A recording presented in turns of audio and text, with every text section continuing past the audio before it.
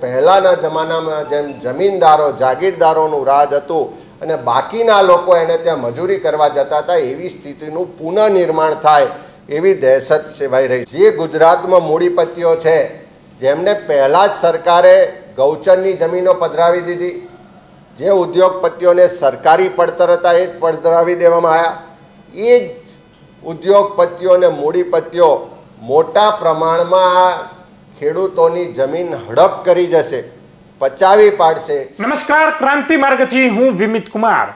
સાથીઓ, આપણો દેશ આઝાદ તો થયો અંગ્રેજોની ગુલામીમાંથી, પણ અંગ્રેજી માનસિકતામાંથી આપણો દેશ ક્યારે આઝાદ થશે એ હવે માત્ર ને માત્ર સવાલ રહી ગયો છે.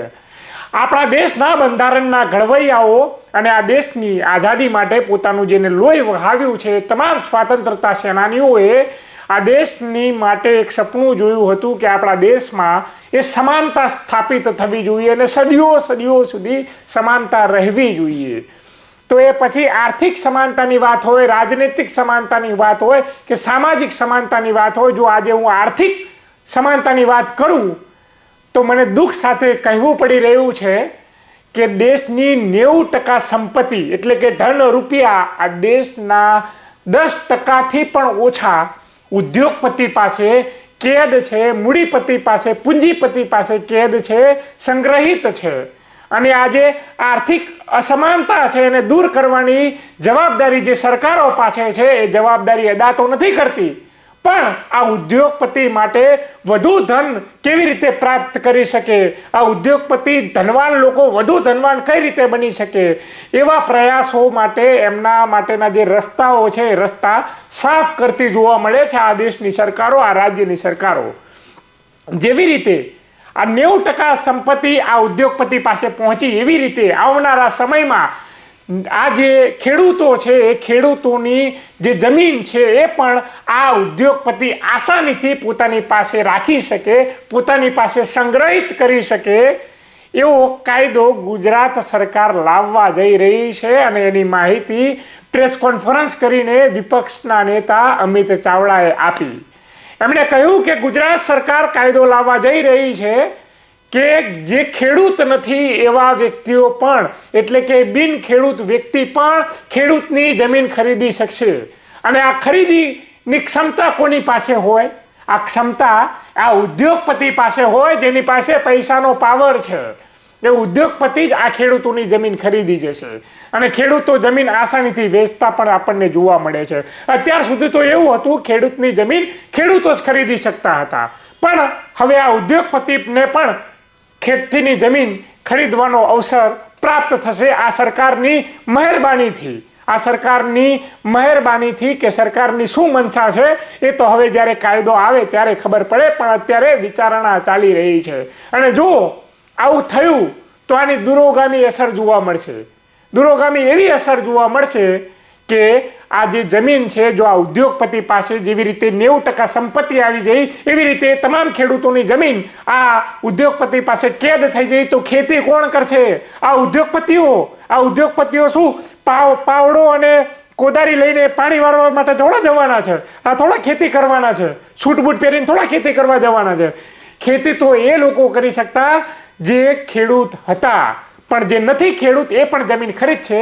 તો પછી એ તમે જોવાના છો કે શું પરિણામ એનું થવા જઈ રહ્યું છે. અને એના કારણે શું થવાનું છે? એના કારણે અનાજની અછત, અને અનાજની જો અછત થાય તો પછી મોંઘવારીનો સામનો કરવો પડશે. એ ફક્ત ખેડૂતો માટે જ નહીં હોય, એ આમ નાગરિક માટે પણ મોંઘવારીનો અત્યારે સામનો તો કરી રહી છે, પણ હજુ વિકટ પરિસ્થિતિનો સામનો કરવો પડશે. આજે આપણે ગુજરાત સૌથી વધારે કપાસનું ઉત્પાદન કરતું રાજ્ય છે. આજે આપણે જે કપડાં પહેરી રહ્યા છે ને એ કપડાં પણ મોંઘા થઈ જશે. અને જે રેલો આવવાનો છે આમ પબ્લિકને, અને રેલાને રોકવા માટે તમારે જે અંડરવેર પહેરવી પડે એ અંડરવેર પણ કાપડની બને છે, કોઈ પ્લાસ્ટિકની નથી બનતી. એ અંડરવેરના ભાવ પણ વધી જશે ભાઈ. ખાલી શાકભાજી, ખાલી અનાજ, ખાલી કપડાં, એના ભાવ પણ નહીં વધવાના. એ તમામ ચીજ વસ્તુના ભાવ છે જે ખેતી સાથે સંકળાયેલી હોય, જો આ જમીન આ ઉદ્યોગપતિ પાસે પહોંચી ગઈ તો. અને એ બાબતે કોંગ્રેસે પ્રેસ કોન્ફરન્સ કરીને જે માહિતી આપી છે, આપણે અમિત ચાવડાને પણ સાંભળીએ એ શું કહી રહ્યા છે. ગુજરાતમાં એક મોટી ચેલેન્જ છે કે આવનારા દિવસોમાં ખેડૂતો રહેશે કે કેમ, ખેતીની જમીનો રહેશે કે કેમ, ઉત્પાદન દિવસે દિવસે ઘટતું જાય છે. તો જે ખેડૂત જગતનો તાત કહેવાય, આપણા માટે મહેનત મજૂરી કરીને આપણું પેટ ભરવા માટેનું ઉત્પાદન કરે છે, ઉત્પાદનની પણ ભવિષ્યમાં ચિંતા થશે. હમણાં મીડિયાના માધ્યમથી અનેક સરકારી વિભાગોમાં જે ચર્ચા ચાલી રહી છે કે ગુજરાત સરકાર દ્વારા CL મીનાના અધ્યક્ષ પદે એક કમિટીની રચના કરવામાં આવી હતી 2023ના ડિસેમ્બર મહિનામાં, કે જમીનમાં સુધારા કરવાના નિયમો બદલવાના, એના માટેની જોગવાઈ કરવાની કમિટી. અને ફેબ્રુઆરી 2024માં કમિટીએ રિપોર્ટ સરકારમાં સબમિટ કર્યો. સરકાર એના પર ચર્ચા વિચારણા કરીને હમણાં જ જાણવા મળે છે એ મુજબ એવું વિચારણા ચાલી રહી છે કે ગુજરાતમાં હવે સુધારો કરી અને મીના સમિતિના અહેવાલને આધારે સરકાર બિન ખેડૂત હોય એને પણ ખેતીની જમીન ધારણ કરી શકે એવો કાયદામાં સુધારો કરવા જઈ રહી છે. એના માટે એણે પૂર્વના કાયદાઓમાં પણ સુધારા કરવા પડશે. પણ આ સરકારનું પગલું ગુજરાત માટે, રાષ્ટ્ર માટે ખૂબ જોખમી પુરવાર થવાનું છે. ખેતી અને ખેડૂતને ખતમ કરવાનું એક વ્યવસ્થિત ષડયંત્ર જે વર્ષોથી ચાલી રહ્યું છે એને હવે અમલમાં મૂકવા માટેનું આ પગલું છે.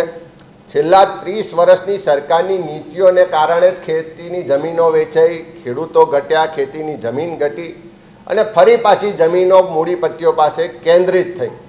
પણ આ કાયદો સુધારો કરવાથી જે ગુજરાતમાં મૂડીપતિઓ છે, જેમને પહેલાં જ સરકારે ગૌચરની જમીનો પધરાવી દીધી, જે ઉદ્યોગપતિઓને સરકારી પડતર હતા એ જ પધરાવી દેવામાં આવ્યા, એ જ ઉદ્યોગપતિઓ અને મૂડીપતિઓ મોટા પ્રમાણમાં આ ખેડૂતોની જમીન હડપ કરી જશે, પચાવી પાડશે.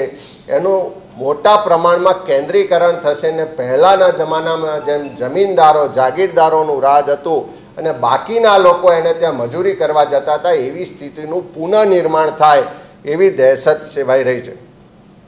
આજે આપણે બધા જાણીએ છીએ કે ગુજરાતમાં સૌથી ભ્રષ્ટ ખાતું કોઈ હોય તો મહેસૂલ ખાતું છે.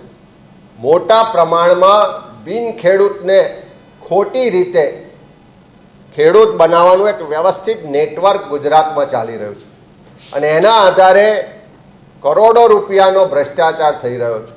અને એ ખોટા ખેડૂત બની અને ઉદ્યોગપતિઓ, મૂડીપતિઓ આજે મોટા પ્રમાણમાં જમીનો ખરીદી રહ્યા હતા. પણ ડર હતો કે આમાં ક્યાંક તપાસ થશે, ક્યાંક એમાંથી આપણને દોષિત સાબિત થઈશું. પણ હવે જ્યારે સરકાર જ સુધારો લાવે કે કોઈ પણ બિન ખેડૂત ખેતીની જમીન ધારણ કરી શકશે, તો આવા જે ખોટું કરવાવાળા કે ઉદ્યોગપતિઓ કે મૂડીપતિઓ હતા એમને ખુલ્લું મેદાન મળશે. અને જે રીતે અત્યારે જમીનોનું ખરીદ વેચાણ થઈ રહ્યું છે એમાં ખૂબ મોટો ઉછાળો આવશે ને ખેતીની જમીનો વેચાઈ જશે. એનાથી થશે એવું કે ખેડૂતો ઘટશે, ખેતીનું ઉત્પાદન ઘટવાનું છે અને ફરી પાછી જમીનો એક જ જગ્યાએ સંગ્રહ થવાની.